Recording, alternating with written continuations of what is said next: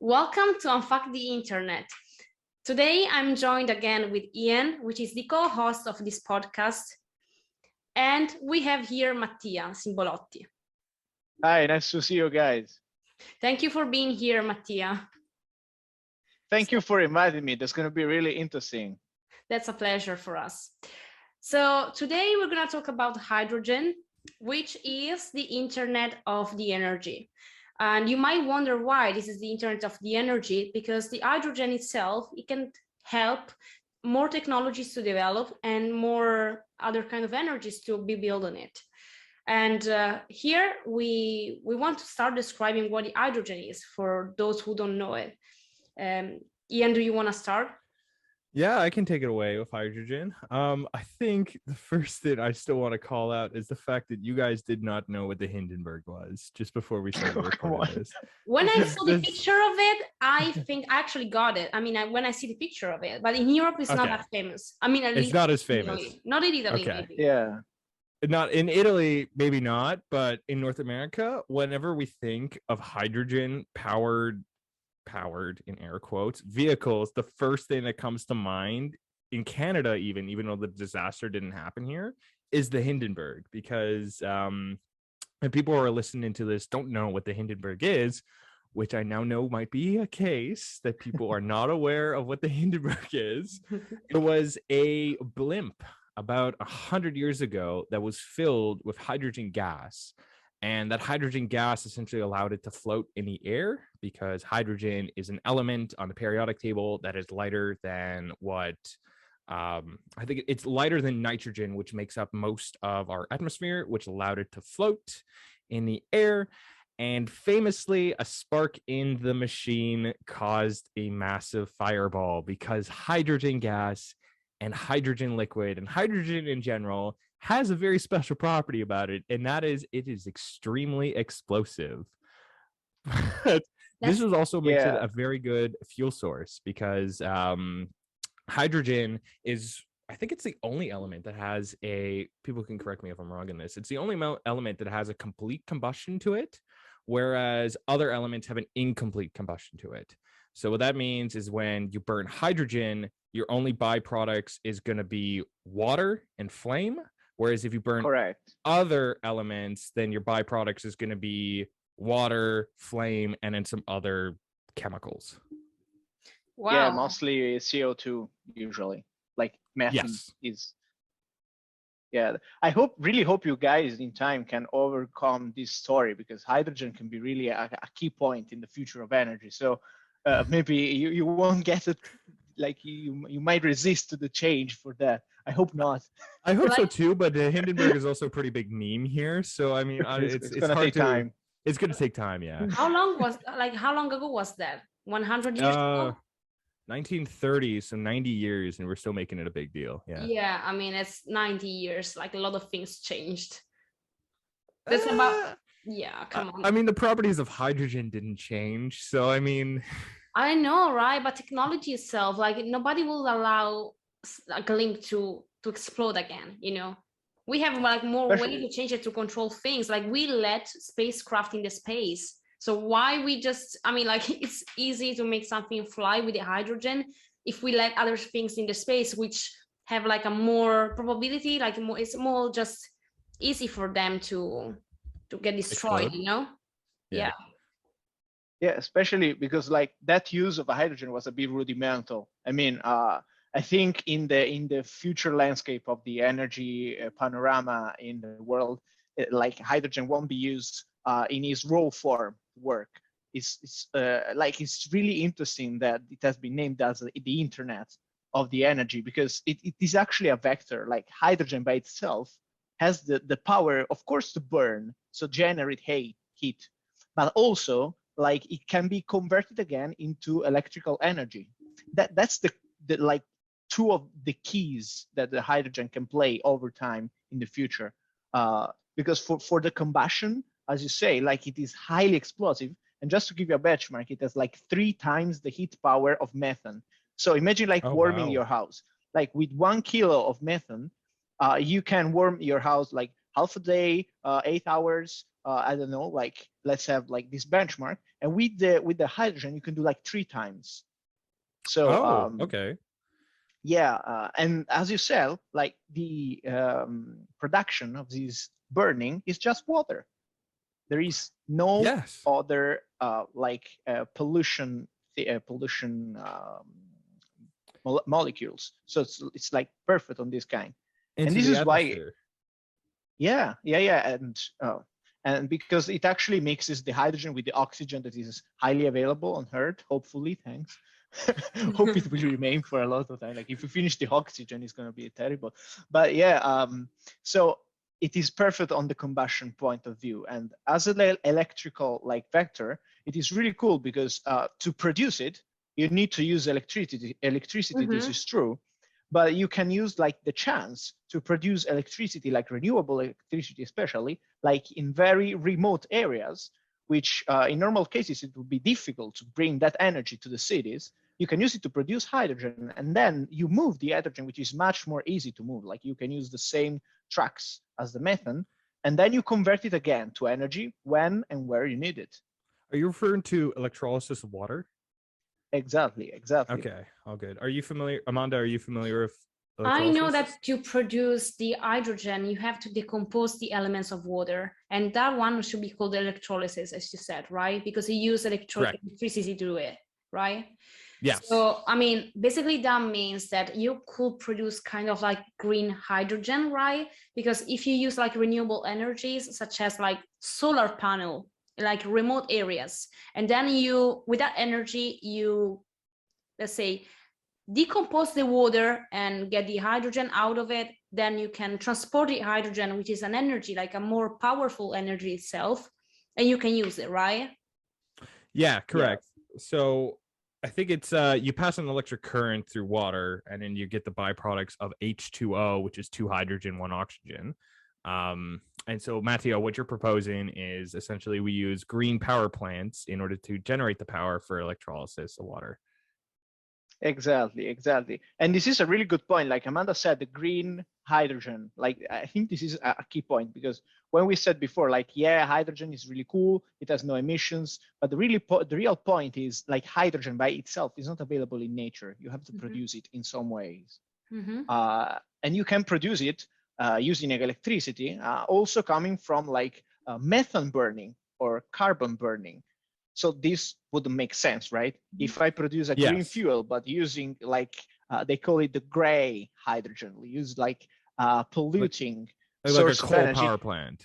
Yeah, exactly. If you just pull the plug in your home for making a little electrolyzer, it doesn't make sense, because most likely the energy you're using from your home is not coming from renewable energies, like a small share. So it's always like how you produce it. It is quite relevant.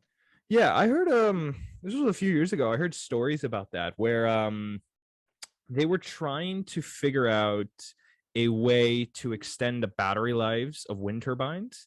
And their problem was that the battery packs for wind or solar could only hold so much of a charge. So they were thinking about using electrolysis of water in order to, if say the battery packs are full and yet the sun is still up during like a solar farm, that we would then run the current through water to split it up so we can get hydrogen, and then hydrogen is our battery that we can then use to store the charge for that.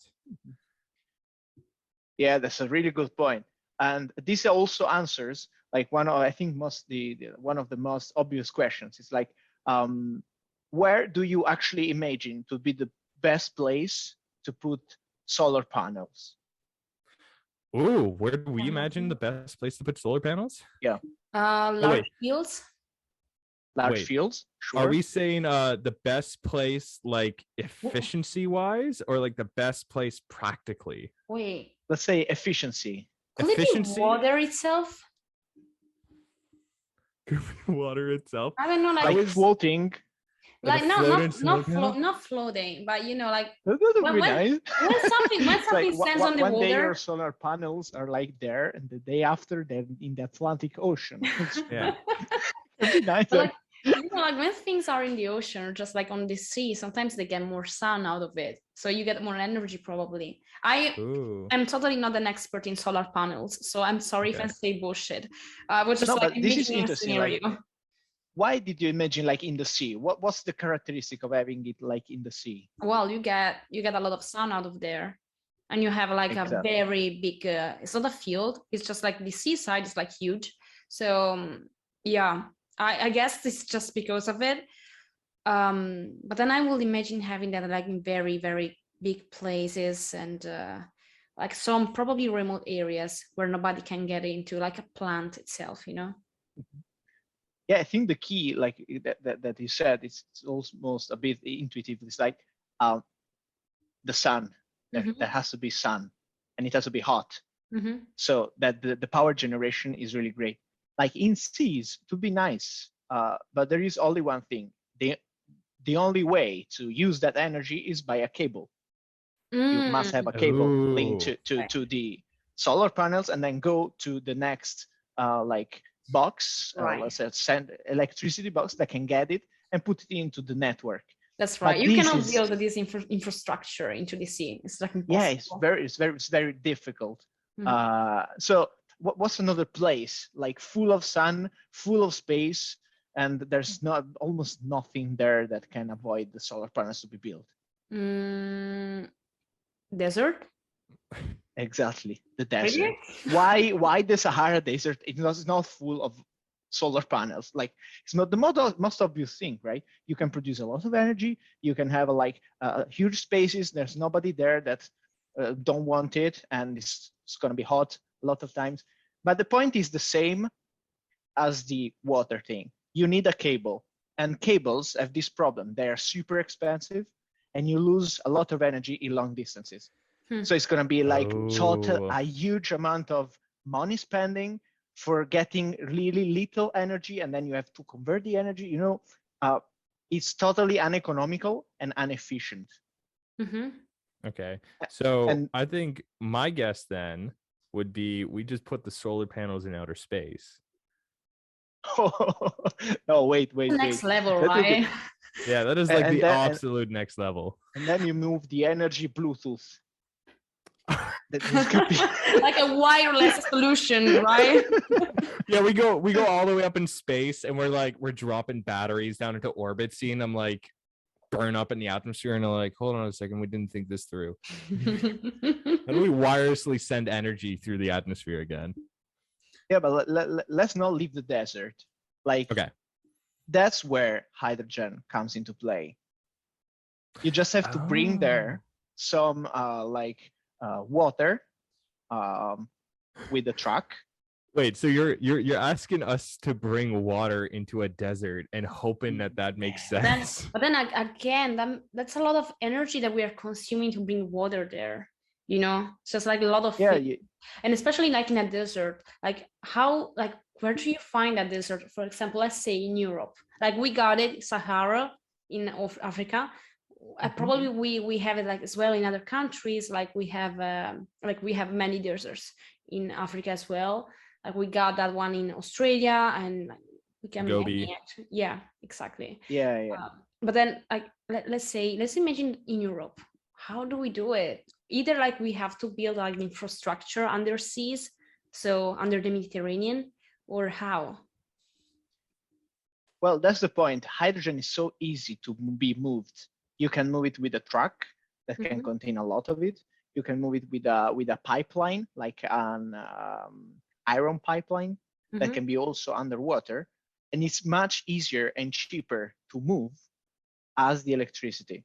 Oh, really? And then yeah, sure. That's the excellent part of hydrogen. Like it can, of course, there is an efficiency thing. Not 100% of the electricity you produce is gonna come into equivalent hydrogen in megawatt hours, but it will be much easier to bring it around. You can produce it like wherever you want, and then of course deserts can be nice. It can be used locally. It can be also brought to Europe, but like now I'm giving this example because it's the closest to like my geographical area, but there are plenty of things like the California deserts could be really nice also there. And then there's Spain as like, well. yeah, it's like you can really use that much heat, and it is constant over time to store your energy. And I think store is the keyword here, because it's really difficult to store energy because you need big batteries. Big batteries are super expensive, but with the hydrogen, you can have it ready to use. You can bring it in a cheap way where you need it, and also when you need it. During winter, make heat. You can reconvert it into energy. Of course, you lose efficiency, but compare it like as the opposite, not using all that energy. That can be the real like playing place for hydrogen. And you mentioned heat, but I'm now thinking about the cars and the energy that we use, like the fossils and everything that we use to run the cars itself, like the system of the automobile industry. Like, do you think that in the future we will be able to use the hydrogen for using cars and mobility in general? Well, that's a very good question, actually. Honestly, it's an excellent question, because it has many consequences. You can tell, like, right now, let's have like an inventory. We got gasoline cars, we got hydrogen oil fuel cars. cells. Yeah, I was coming to that. Oh, sorry, I stole your thunder. No, I was saying, like, we have many. We have oil, we have gas, diesel. Yeah, we have so much ways of fueling our cars, also electric cars themselves. And then there is now this option, this new option that is fairly now it's quite expensive, like also to purchase a car. And also in Italy, you can get like hydrogen only in the very north. It's not like common, but it has an advantage towards the others. And it's first, it has so much heat power. As I told you, it's like 3 times the methane, 4 times the diesel at liter compared with kilograms. And you can do a lot of kilometers with that. It's like do you have huge like autonomy. Like an average mileage that you can get with the car? All right. Currently, one of the best models around can reach up to 500 kilometers with 4 kilograms of hydrogen.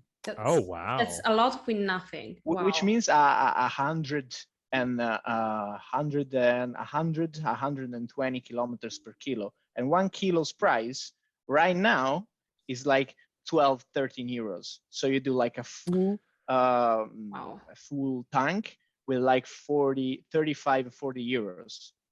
But yeah, and it's already kind of good, like compared also to gasoline cars and other cars.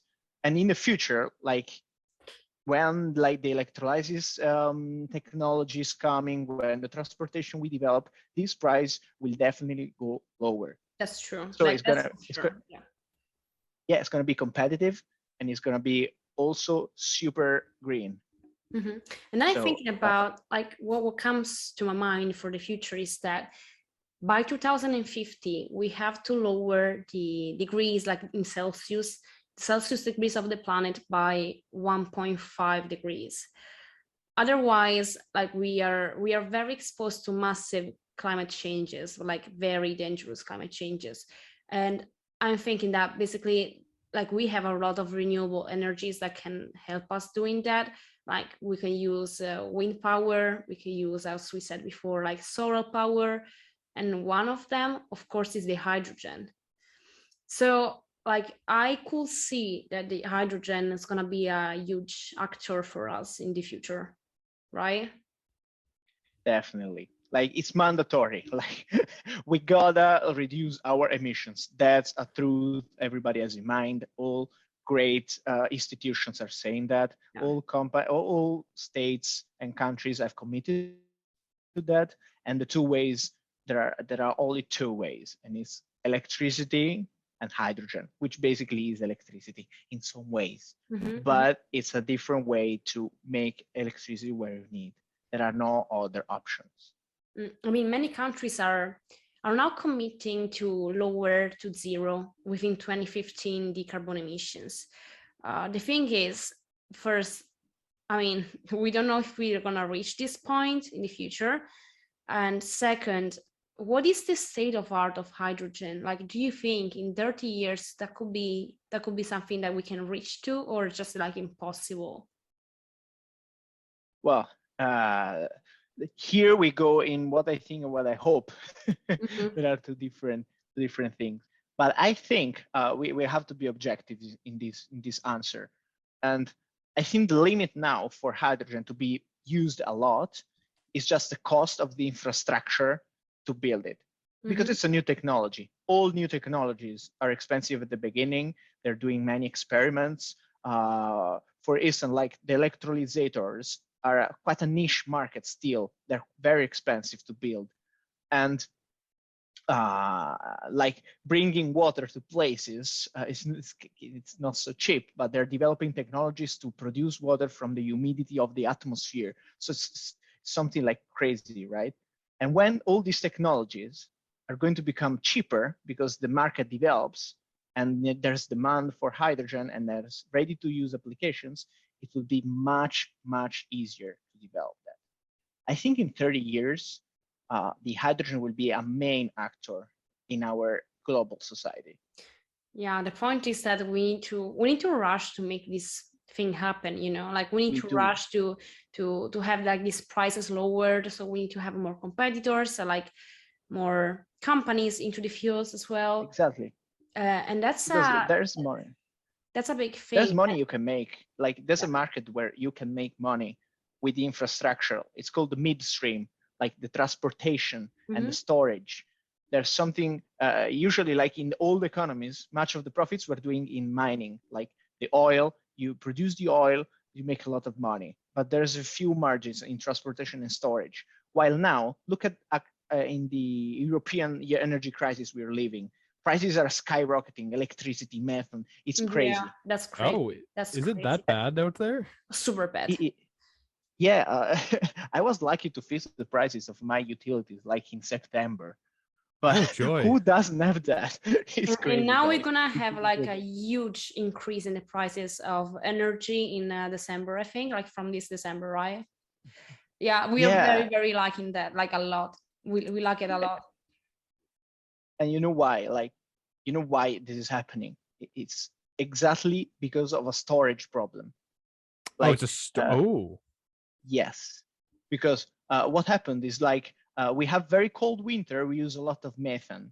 The methane is used for heating, for cars, for cooking, for a lot of things.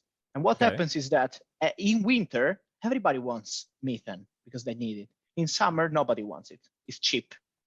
But what's the problem? If you don't have enough storage to buy the methane in summer, and then you plan your storage for the winter, thinking about like possible use, but it increases, then you run short. And this is what happened in Europe in the last winter. We used too much methane. Our storage was really empty. And now, like, what do you do? Like with methane producers, you agree on some quantities so they can extract it and sell it to you. And this year, Europe was asking more. And also China was competing. They wanted a lot of methane as well. So prices skyrockets. Yeah, methane. Natural gas, is that a popular power source in Europe? Yeah, it's really like it's used also to produce electricity for heating. Do you know it has a lot of uses? How much? Because I know France is big in nuclear power plants. Is Italy and the rest of Europe big in natural gas? Well, it depends. Like Italy is completely like out of nuclear power because we had a referendum, I think, against it many years ago. I would also be interested to hear what developments we have in terms of like the airline industry, like what kind of planes are going to come out, because I know that jet fuel that helps with the flights of it. I just don't know of how well we can turn hydrogen into like a jet fuel. Yeah, they're working on it. I think it's the lowest sector of the mobility that is embracing hydrogen, because the issue is that where the hell do you store the hydrogen in a plane? In a plane, yes. It's like you need so much hydrogen to guarantee the same, like especially in gas form, you need a lot of space. to actually have a decent autonomy of the plane. And so like I saw some pictures. It's like those planes are like the fuel is not on the wings, it's in the back. So they're much more bombed. They look like spacecraft with the wings that go onwards instead of going flat horizontally. Okay. It's like, what the hell? It's like so it's a plane that's pregnant. One moment or another. Yeah, yes, Okay. that's exactly the metaphor. It's full of water in its belly, and you're like, why? Yeah. How is that lifting off? How does that make any sense? Yeah, so it rains on top of you. So they're thinking about a very smart idea. Let's put like liquid hydrogen, which can be liquefied, by the way. Nice, good idea. The issue is so you can store much more hydrogen in the same space. But there is one issue, like hydrogen stays liquid in very, very low temperatures. It's like more than minus 100 degrees. So how much energy do you spend to keep in a plane that temperature to actually use the hydrogen to then refuel it and make it convenient? Wait, what's the boiling point of hydrogen? Like more than minus 100 degrees. I don't actually remember the exact. Oh, it's negative 100 degrees. It's not 100. It's negative 100 negative degrees. Negative 100. That's not, even if we go up like 45,000 meters, no way. Yeah, you gotta put a cooling system. It's gonna be super expensive, taking a lot of energy. So it's like they're asking themselves, does it worth it? Or does it worth it with the current technology? Because we don't know, like developings of technologies can actually evolve, efficiency can evolve and stuff. But currently it's a challenge. It's really a challenge. Wouldn't that kind of be a challenge if we're do you know if the hydrogen fuel cells, do they keep it in gas form or in liquid form in the cars? Well, currently cars and also trucks are working with a gas form. Oh, in a gas form. Okay. Yeah, and they're compressed at 700 bars, like a lot of pressure, so you can have 4 kilos. It's strong compression. And then when they go in the fuel cell, this is very cool. Like the best part I like about that, the fuel cell is actually having hydrogen. And then it takes oxygen from the atmosphere that is highly available. And while the two, like the chemical reaction happens, it actually generates energy. Wow, that's cool. And the efficiency currently are around like 55% efficiency of the fuel cell. Like a fuel cell can go from 40 to 60% efficiency now, and the rest is dispersed in the atmosphere in a form of heat, so you lose it, and water. That's what I told you like before. The issue of the hydrogen is the efficiency thing, but then you can generate electricity inside your car or your truck, and this is the cool part, because you don't need to have big batteries. You don't have big batteries. Batteries are very expensive, and it's going to be like the war of batteries, I think, in the future. Now, so Mattia, you can have the tank of hydrogen. Can you store the energy on trains as well? Can you store the energy on, trains? Yeah, sure.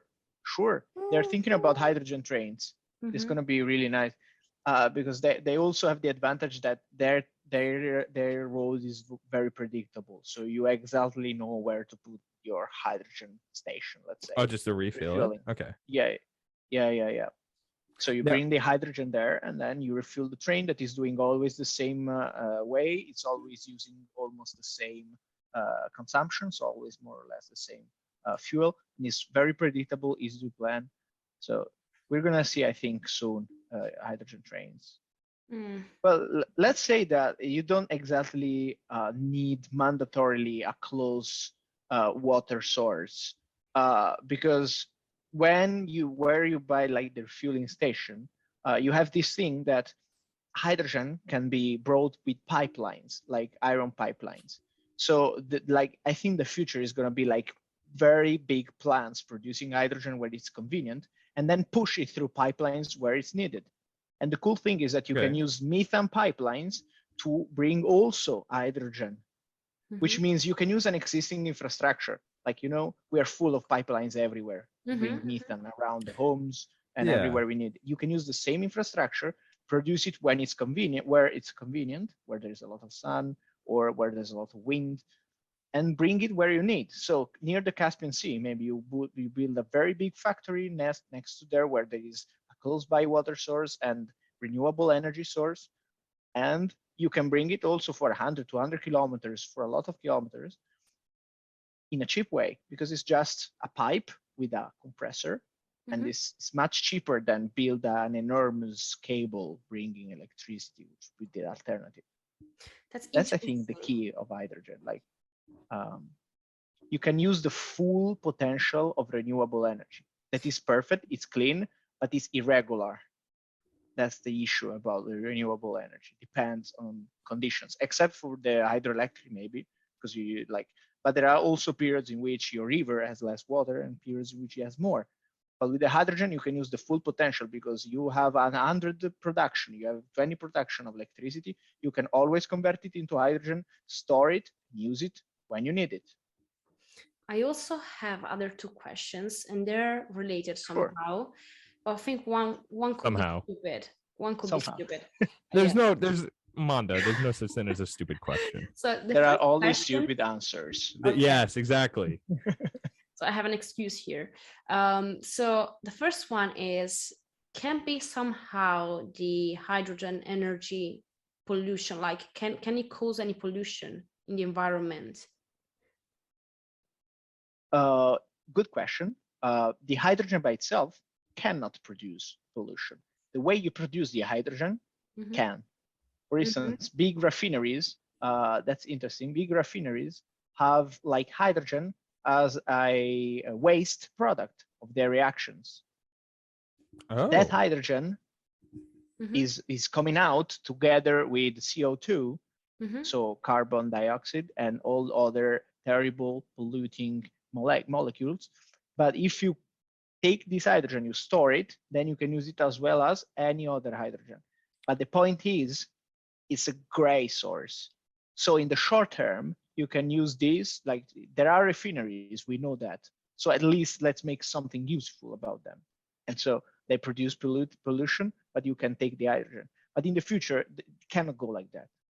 Otherwise, producing hydrogen is going to be polluting. And it's never convenient to produce it in a gray way, because as we said, the efficiency is decreasing over transformations of the hydrogen. So the energy you use at the beginning is always lower than the energy you get at the end when it becomes back electricity. So it makes no sense to use carbon to produce it. That's it's true. all about that. It's not how you use it, it's how you produce it. Wow. Yeah, that will be pointless. Yeah. I think Mattia just has a new quote that he's going to use. It's not how you produce it, it's how you use it. This is gonna be nice. By the way, my second question, which is supposed to be the stupid one, is, wouldn't it be dangerous for the fishes and like all the creatures living under seas? Like we are extracting, like we're just like extracting water, right? Like how do we do it? Amanda, are you asking if hydrogen is dangerous for? It's going to be a gas, so I mean. But not a gas. Like we are extracting water. Oh, well, so when you burn hydrogen, right, your byproduct is energy or heat and water. So the water, energy and water. So you get water back from it, Amanda. Like the water, it would typically be steam. Like, how does? What my point is, we are getting to the seas to get the water out of it, right? Yeah. Okay, so we're getting the water out of it. How are we sure that we not get the fishes as well? When you take water from the sea, like sometimes, let's imagine like there's a fire. Okay, there's a fire. Let's say first, like right now, you cannot use saline water to make the electrolysis. They're still working on it, like to find a technology that can use it. Oh yeah. So you need distilled water. Okay, I see. Okay, then my question doesn't make sense.